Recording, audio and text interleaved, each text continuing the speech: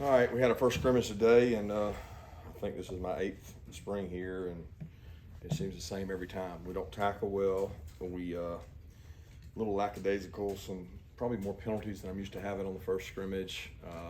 Administrative penalties, signal getting in, delay a game, communication, things that you shouldn't have, but we typically have in the first scrimmage. But I was proud of the guys for pushing through. You know, we had rain this morning. The field was a little damp, but they competed. It's hard to, talk about individuals because I like to watch the tape, so I don't get to watch the tape. But over 9 practices, I think today was the 9th practice. Pretty pleased with the effort of the guys. I keep thinking defensively that we should be ahead of where we are, and we're probably not where we need to be in terms of that. We've played really physical up front on the offensive line. We got some guys dinged up that have been out, but we got some young guys that are coming along and picking things up. So the good news is those 21 freshmen, new guys, mid-years, whatever you want to say, they're going to be a lot closer to being ready the next time we have scrimmage one in the fall. So I'm excited about where they're going to be, but maybe not where they are. With that, we'll open it up for questions. And reminder, Carter will have a microphone here. Please raise your hand if you have a question.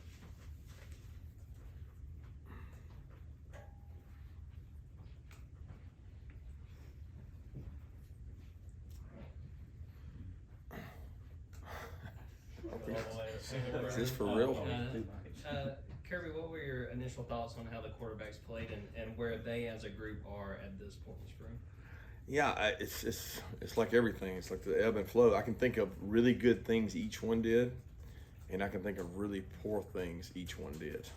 So it's not like one guy sticking out. Carson has really good command of the offense. He understands it inside and out. He communicates it. He gets things correct.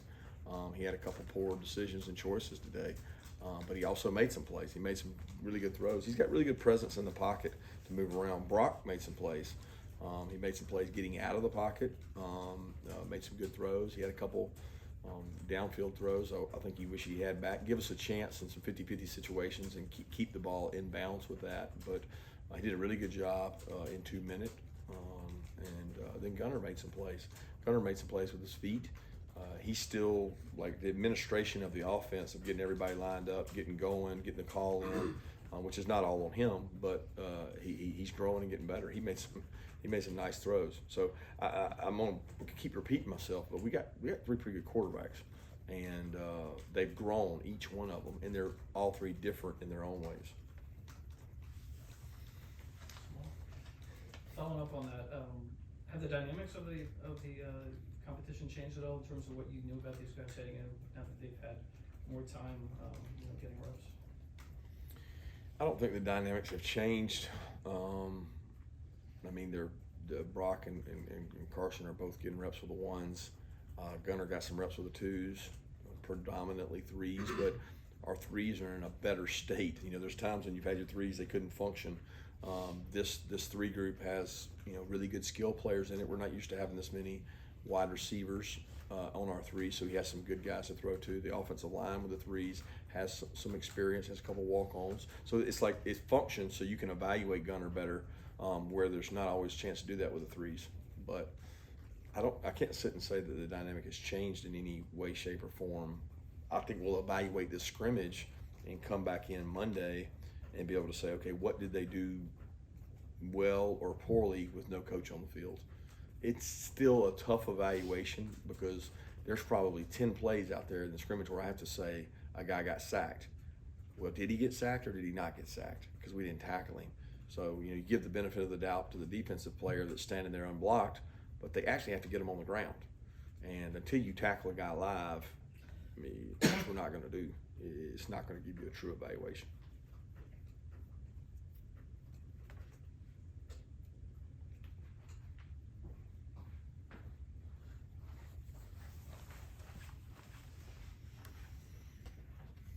Coach, just from a speed aspect, as far as your wide receivers go, is this one of the fastest overall groups that you've had since you've been here? Yeah, I don't know that. Hard to say that because, you throw Arian in there and he's fast. He's as fast as we've had, but he's been part of the recent receiver groups. CJ Smith is really fast, has done a good job growing up.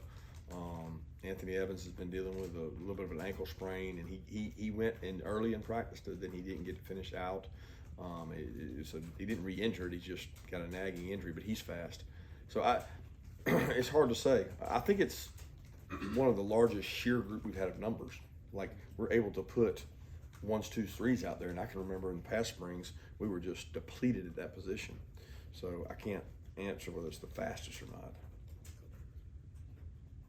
Kirby, we'll talk about offensive line and Austin Blasky, I think, getting some work at left tackle, Ernest Green. What's your assessment of that? And obviously Blasky sticking around the way he has for 4 years and getting a shot. How's he responded to that opportunity? Oh, he's a competitor. I don't know that there's anybody on the offensive line that practices as hard and as physical as he does day in and day out. And he doubles as a center too. You know, he goes in and plays center as well. So he's really intelligent. He's worked really hard. He's really good on our loose plays. He can cover down. He's athletic. He does a good job. Ernest is doing a really phenomenal job as well. Ernest gives us something we didn't have in the last couple years. You know, in the run game, he's really physical. He moves people, and he competes. You know, so those two guys are battling it out there, and then, you know, we got to be able to flip too. We can't just all be one side. So whether Amarius is there or Amarius is at left, you got to have at least a couple tackles that can flip and go back and forth, and they've both done a good job doing that.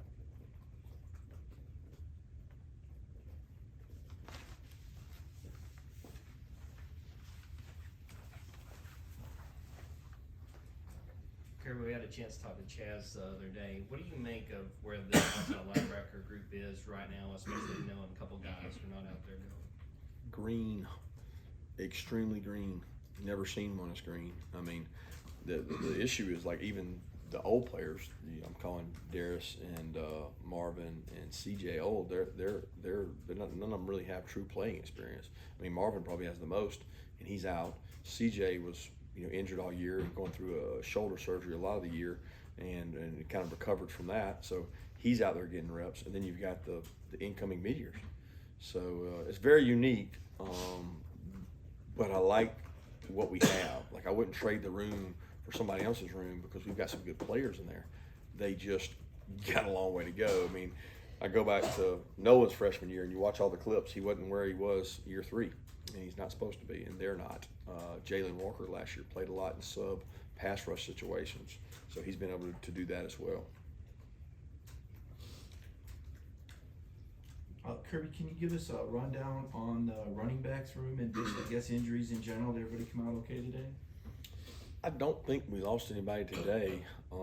We had several guys that weren't able to scrimmage today, but we didn't lose anybody within the scrimmage. Dejan's been dealing with a hamstring, so he's been in and out. I mean, he's hitting some good miles per hour. I think Dejan's really close, and might have could have pushed it over the edge today to give us some more depth at back, but we didn't do that, with the hopes that 2 days off, Sunday, Monday, we'll have him ready to go Tuesday. Obviously, Kendall's injury, he's out, but Branson did a good job, man. Branson had, I think we ended up getting around 10 carries for Branson and about 10 carries for Rod, which is a lot for us in a scrimmage. We don't, we tend to, the guys that haven't played in games in the fall, we try to get them 10 to 12 a scrimmage. The guys that have played a lot in games, we try to get them 4 to 5 a scrimmage. But those guys did a nice job. Savon Clark went over there, did a good job. As you know, Cash has been working at that position. He does a really good job.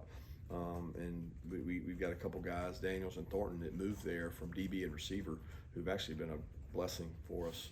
2 walk-ons, that one was a wide out, one was a DB, who've done a really good job. Hey Coach, I was wondering if you could talk about what the tight end room looks like now without the likes of a guy like Darnell Washington. Yeah, it's not the same. We don't have that same mass and movement, and it doesn't just affect the run game, it affects the play action pass game. Because where Darnell was elite was, he could block you, he could go out on the perimeter and block you, he could get vertical on a play action, but when we max protect, he was like having an extra lineman in. And Oscar's doing that, and Oscar's been a pleasant surprise blocking this spring. He's come so far. It's like you don't know how much Oscar got better versus who's the people he's blocking, because he's not blocking Robert Beal and Nolan. He's blocking Gabe, Sam, CJ, and even Chaz. But Oscar's done a good job when he's gone against Trammell and Michael while he was out there, and Ty. So I like the competition at tight end, but we don't have the depth, especially with Pierce out, that we need. Got a multi-part question on the defense. Can you update Micah Williams, the cornerback spot with Dalen, Nyland, Humphrey, and then what's the best position for Javon in this defense now? You said Michael? Yeah. So Michael had a foot injury that was bothering him all year. He did not get injured in spring practice. He had a continuation of small sesamoid bone that Ron felt like if we couldn't handle it with maintenance, meaning treatment and getting better in recovery, that we would have the possibility of taking it out. So we decided to do that. It's going to allow him to be back, and he'll be back running in June and working out. So it's not it was more of a choice that he and his family made at the advice of the doctors, but not a true injury. It's just something that's been nagging him, and we want to clean it up for him and have him healthy.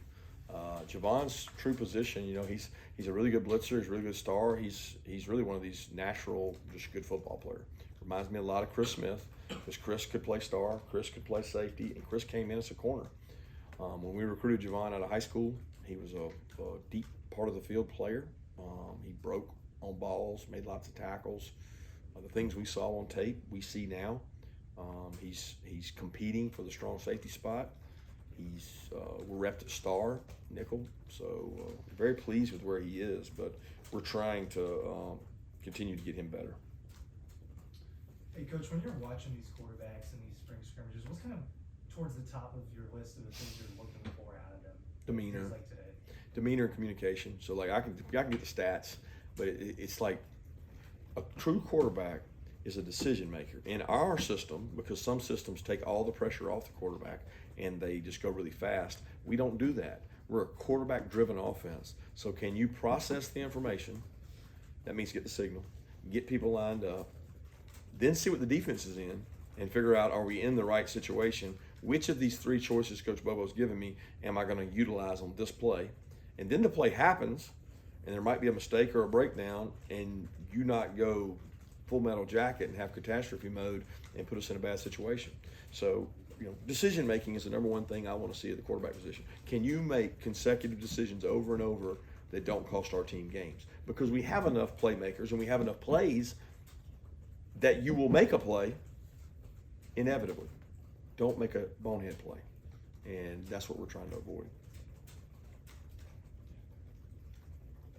Kirby, can you update us on the transfers and how the impact that they're making? Yeah, Ra had a I don't know what day it was. He had a little bit of a bone bruise on his knee, so he missed 1 or 2 days. Came back Thursday, had a good practice Thursday, was catching his wind, and then had a pretty good scrimmage today. Biggest thing with Ra, he's shown us some ability to make plays downfield, which we think we really need. He catches the ball well. He's got to learn the system. Like for him, it's like these little administrative things. What's my split? What's the call? How do I get the signal? Where do I line up? Because he wasn't in a system that he had to do all those things. So there's a little bit of learning curve there, but we got a guy with good ability. He's got to be more dependable. And then Dom has picked things up nicely. Dom's very intelligent. Dom's been able to make some plays down the field. I've been very pleased because Dom gets to match up on Taki and Bull and Jonell a lot, and he's made some plays on those guys. I've been really proud of what Dom's been able to pick up. And then Deon Bowie is another guy that he's got to learn the defense. He's got a long way to go in terms of picking it up, but he's not afraid to compete and go out there and work. Coach, ask about something else about Branson Robinson. You always hear about players making their biggest jump, whatever, between freshman and sophomore years. Kind of what do you see from him from that standpoint? As far as his receiving skills go, I hear that's something he's been working on. How's he looking there? He's working. I mean, I can't think today. I don't know if he had any catches out of the backfield. We had several guys with catches out of the backfield. I don't know that he got any opportunities. I know he got his share of carries, and he continues to work on that. I thought he looked quick and powerful today. He broke some tackles, like you would expect. I mean, I think he could have easily played last year and played more. We had guys that were capable and in front of him, and he was in a learning curve of pass protection. So the biggest jump they have to make from year 1 to 2 is, can we count on you in pass protection, and can you catch the ball when we're free releasing you out as a back? And he's shown the intelligence and toughness to do that.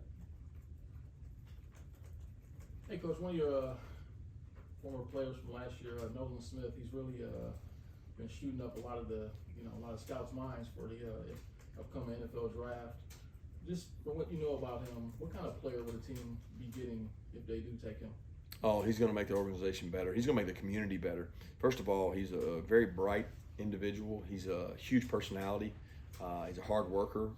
He's coachable.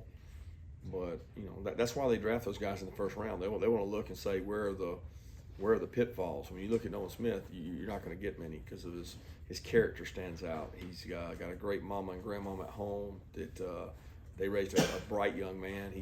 He's fun to be around. He texts me all the time, and you can tell he's just. I miss him because when you walk in the team meeting room, he was sitting right there smiling, loud as hell, always talking, and they're going to get a great personality that I think will represent whatever organization takes him. He'll represent them the right way. Kirby, who are the guys that are competing for that open corner spot, and what has sort of stood out in that competition at this point in spring? Well, I would say Kamari has played well. Okay, so he's ahead, not where he needs to be in terms of. I want him to continue to grow and get better, but his steps he's taken have been towards leadership and toughness and showing people how to practice. There's really, it's open competition. Those guys have rolled through there. Dalen, Nyland, Julian Humphrey, and really AJ Harris and Dayon. So, we're trying to find out who's going to play the best, who can match up with the guys.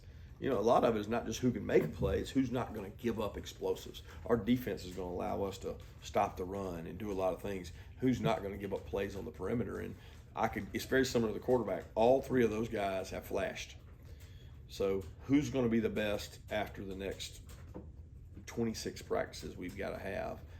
And I don't know that we're ready to say that yet. They've all had moments of success, and they've also had moments of failure. And probably even today, a couple of those guys you mentioned had picks and big plays, and they also gave up big plays. Got time for 2 more questions? Coach, can you give us an update on JDJ and how he's come along this spring? I know he was integral to the defense last year, and I guess he'll probably be a leader moving forward. How has his spring gone? Yeah, he and Smile are, I think they started out the spring not knowing really okay, I'm in a curious position. Last spring, I got a chip on my shoulder. Nobody knows who I am. Everybody's questioning us. I'm the new leader, and they're out there hungry, just eating off the floor. And they had good seasons. Both of them did in their own right. Smile played really well, and Smile had a great offseason in terms of lifting weights and working. And Smile's come on and is playing really good. And they go out to spring ball, and there was a point in time there where I felt like I needed to call them in because I don't know that they were practicing with the same ferocity that they would have been practicing with like they were last year. And I showed them some clips. I said, okay, here's last spring or last fall camp, and this is the way you were practicing because you had something to prove, and now here's the first 4 practices of this spring. Is that the same 2 guys? And I think they both acknowledged that it probably wasn't, and it needed to be, and that's the disease that's out there. Now, I'll say this, since that conversation, they both have really picked it up and been great leaders, and it wasn't that they were doing anything wrong. It's just they weren't doing it right enough for the Georgia standard. You touched on this a little bit earlier, but when you lose a guy like Kenny McIntosh that was so productive as a receiver at the backfield, how's that been going this spring and figuring out how to replace a little bit of that production, getting those guys ready for that role? Yeah, it's almost impossible with the situation we have with Kendall and Dejan. I mean, you're not going to replace Kenny's receptions just with the backs we have. I mean, Andrew Paul's out. So you're sitting there going, okay, Andrew Paul's almost back, but he's not. Dejan's almost back, but he's not. Kendall's out. It's been tough. But that's why we got a wide out that's 200 pounds moved to running back in Thornton, and we got a DB that's 200 pounds that's moved to back. And those 2 guys, Daniels and Thornton, have done great, man. They're part of the culture at Georgia of you go out and get really good high school players from the state of Georgia, and they can play any position. and they have helped with the receiving skills of that. And now Branson's still working on that, and Rod is still working on that as well.